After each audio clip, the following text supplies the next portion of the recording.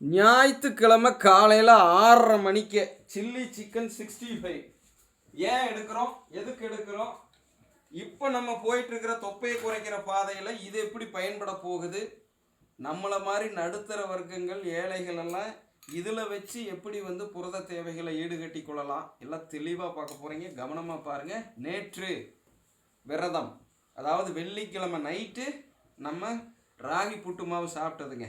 நேற்று நைட்டு சனி பிரதோஷத்தை முடிச்சுட்டு கோயிலில் கொடுத்த பொங்கல் இதுகளோட விரதத்தை விட்டாச்சு. இன்றைக்கி காலையில் தான் சாப்பிட போகிறோம். பசி வேறு லெவலில் இருக்குது.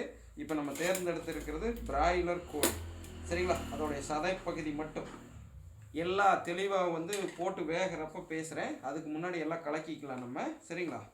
ஸோ இப்போ வந்து பார்த்திங்கன்னா நம்ம தேவையான அளவு முதல்ல நாட்டு கடலை மாவு, கடலை மாவு நல்லா நோட் பண்ணிக்கங்க, கடலை மாவு. ஸோ அது கூட வந்து பார்த்திங்க அப்படின்னா நம்ம குடும்ப உறவுகள் இன்க்ரீடியன்ட்ஸ் 2 உங்களுக்கு பரிந்துரைத்திருப்பேன், எல்லாருக்கும் ஒரே மாதிரி அல்ல, சரிங்களா? இன்க்ரீடியன்ட்ஸ் 2 உங்களுக்கு பரிந்துரைத்தது, ஓகேங்களா? புதியவர்கள் நாங்கள் என்ன போடுறது, யாராச்சும் புதுசாக பார்த்தீங்கன்னா கார்ன்ஃப்ளவர் மாவு போட்டுக்குங்க, நாட்டு ரக கார்ன்ஃப்ளவர் மாவு. இப்போ இதில் வந்து பார்த்திங்கன்னா 1 2 3 4 5 6 போடணும், ஓகேங்களா? வரமிளகாய் தூள், கண்ட்ரி ரெட் சில்லி பவுடர், அதுக்கு ஒரு நல்ல அந்த வரமிளகாய் தூள் மேலேயே 1 டீஸ்பூன் வந்து கண்ட்ரி டர்மரிக் பவுடர். இதில் கலப்படத்தை பயன்படுத்திடாதீங்க. லெட் குரோமைட்டு, மெட்டானிக் எல்லோன்னு 2 வகையான கெமிக்கல் கலக்கப்படுது. ஸோ இப்போ தண்ணி வந்து எப்படி பயன்படுத்துகிறோன்னு பாருங்கள். தண்ணியை டைரெக்டாக ஊற்றாதீங்க. இப்போ நான் இதை பிணையிறதுக்குள்ளே பவுனமாக இங்கே பாருங்கள், தண்ணியை ஊற்றி அதுக்குள்ளே வந்து பார்த்திங்கன்னா கல்லுப்பு போட்டுக்குவாங்க, வறுத்து பொடி பண்ண கல்லுப்பு. நான் வந்து அதுக்கு முன்னாடி இதை வந்து நல்லா பிரட்டி விட்டுருக்கேன். காமிச்சிங்க அங்கே மேலே இதே எண்ணெயில் உப்பு விழுகக்கூடாதுமா, இப்படி வெய்மா சிந்தாமல் பார்த்துக்குங்க. தண்ணி அதுக்குள்ளே கல்லுப்பு போடுங்க.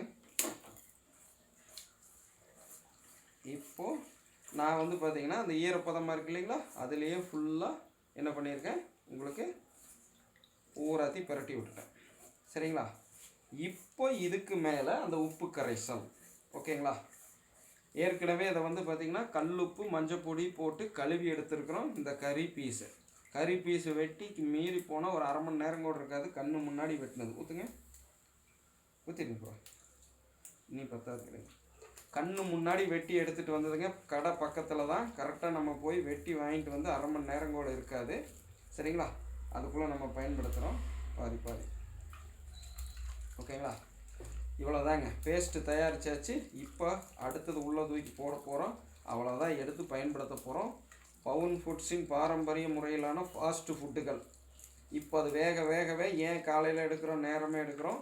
நம்ம இப்போ தொப்பையை குறைக்கிற பயணத்தில் இதை எப்படி பயன்படுத்த போகிறோம், நாங்கள் எப்படி பயன்படுத்திக்கிறோம்னு சொல்கிறோம். தேவைன்னா உங்கள் சுய விருப்பத்தின் மேல் பின்பற்றி பலன் பெற்றுக்கொள்ளணும், ஓகேங்களா? நம்ம யாரையுமே கட்டாயப்படுத்த போகிறதில்லை, ஓகே? பெருசில் வைங்க, நல்லா ஹீட்டாக இருக்கு.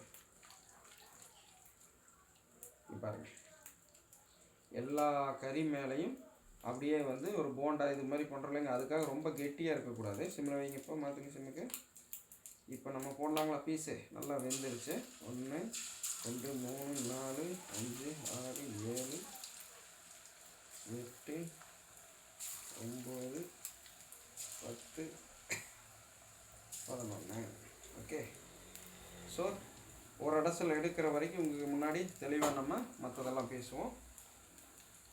இப்போ நம்ம ஆரோக்கியமான வாழ்வுக்கான 1200 மூச்சுக்கள் குரு வித்தையை காலை மாலை 2 வேளை செஞ்சுக்கிட்டு இருக்கோம், சரிங்களா?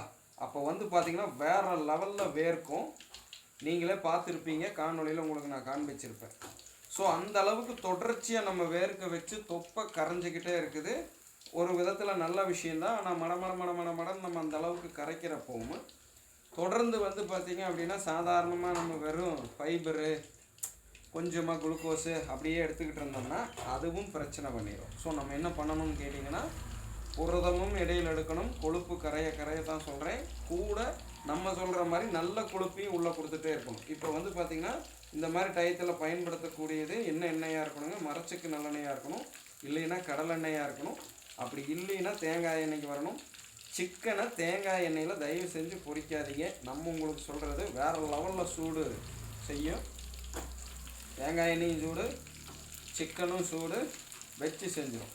கடலெண்ணெய் சூடு இல்லையான்னு கேட்டுறாதீங்க. கடலெண்ணெயும் சூடு தான், ஆனால் அந்தளவுக்கு தேங்காய் எண்ணெயோட கம்பேர் பண்ணுறப்போ இருக்கிற மாதிரி இருக்காது. ஓகேங்களா? ஸோ முடிந்த வரைக்கும் கேள்வி கேட்ட சகோதரிகள் மரச்செக்கு நல்லெண்ணெய், சரிங்களா, அதில் இதை சுடுங்க. கொஞ்சம் கொஞ்சமாக ஊற்றி சுடுங்க. இந்த மாதிரி எப்படி சொல்கிறதுங்க, நிறையா சட்டி நிறையா ஊற்றி சுட்டுட்டு அப்புறம் அந்த எண்ணெய் என்ன பண்ணுறது, தூக்கி எறிகிறதுங்கிற மாதிரி ஃபீல் பண்ணாதீங்க.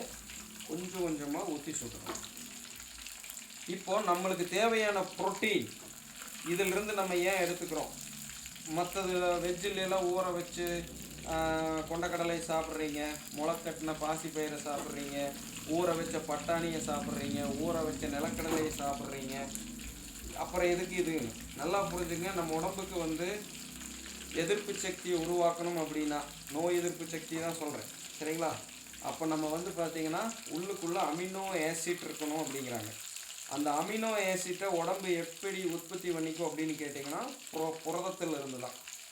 அந்த அமினோ ஆசிட்டுமே உடம்பே சிலதெல்லாம் உற்பத்தி பண்ணிக்குமா, கொஞ்சம் தேவைக்காகத்தான் நம்ம உணவுலேருந்து நம்ம எடுத்துக்கிறோம். ஸோ இந்த பேண்டமிக்கு அப்புறம் இப்போ வந்தது இல்லைங்களா அந்த கொரோனா, இந்த கொரோனாக்கு அப்புறம் தான் நாங்கள் இதை வந்து சாப்பிட ஆரம்பித்தோம். அதுக்கு முன்னாடி வரைக்கும் பியூர் வெஜ்ஜில் தான் நம்ம இருந்தோம். ஓகேங்களா? நீங்கள் சொல்கிற மாதிரி. ஏன்னா கொரோனாக்கு அப்புறம் நம்மளுடைய உடலை ஆரோக்கியமாக வச்சுக்கிறதுக்கு நம்ம நிறைய கான்சன்ட்ரேஷன் பண்ண வேண்டியதாகிடுச்சு. புரதம் அதிகமாக இருந்தால் தான், ஒரு வேளை அந்த கொரோனா மியூட்டேட் ஆகி குட்டி போட்டு அது வந்துக்கிட்டே இருந்தாலும் 2வது அலை 4வது அலை 10வது அலைன்னு எந்த அலையில் வந்தாலும் நம்ம அதுக்கு தயாராக இருக்கணுங்கிறதுக்காக புரதம் எதுலையெல்லாம் இருக்குதோ அது எல்லா புரதத்தையும் நம்ம எடுத்துக்க ஆரம்பித்தோம். மீன், சரிங்களா, மீனையும் பயன்படுத்திகிட்டு இருக்கிறோம், இந்த சிக்கனையும் பயன்படுத்திகிட்டு இருக்கோம்.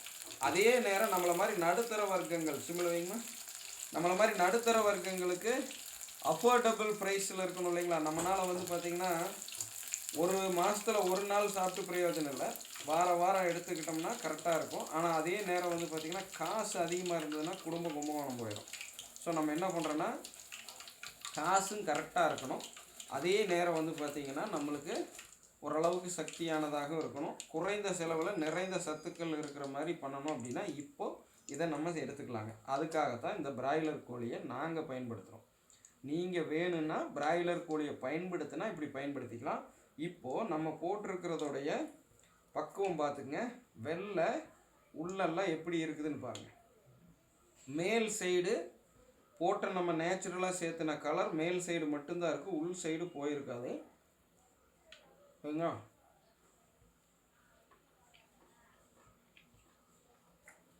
வேறு லெவலில் வெந்திருக்குது. அப்படியே வைங்க, கீழே வைங்க.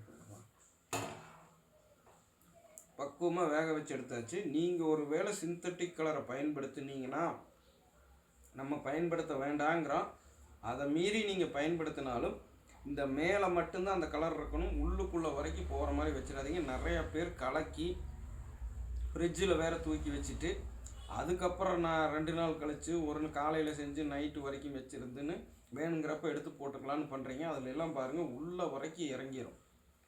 அந்த நீங்கள் சொல்கிற மாதிரி அந்த சிந்தட்டிக் ஃபுட் கலரெல்லாம் சேர்த்துறீங்க இல்லைங்களா, ஜிலேபி பவுட்ரு அது இதுன்னெல்லாம். ஸோ அந்த மாதிரியெல்லாம் சேர்த்துனீங்கன்னா அந்த கலர் உள்ளே வரைக்கும் இறங்கிச்சுன்னா அப்போ இது ஏற்கனவே நீங்கள் சொல்கிற மாதிரி பல பிரச்சனைகள் இருக்குதுங்கிறீங்க.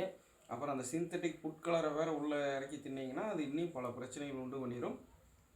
செயற்கை நிறமிகள் புற்றுநோயை கூட உண்டாக்குங்கிற அளவுக்கு இன்றைக்கி சொல்லிகிட்டு இருக்கிறாங்க. நான் சொல்லலை, எல்லா மருத்துவத்திலேயும் ஏன் இன்றைக்கி பெரிய பெரிய ஆராய்ச்சி நிறுவனங்களும் அதை சொல்லுது. செயற்கை நிறமிகள் ஆபத்தானது, தவறுங்க. ஸோ இப்போ நம்ம கொடுத்துருக்கிறது இந்த சிவப்பு, இந்த அளவுக்கு சிவப்பு வந்தால் பத்தாதுங்களா? இதை பார்த்தா சாப்பிட்ற மாதிரி தோணலையா?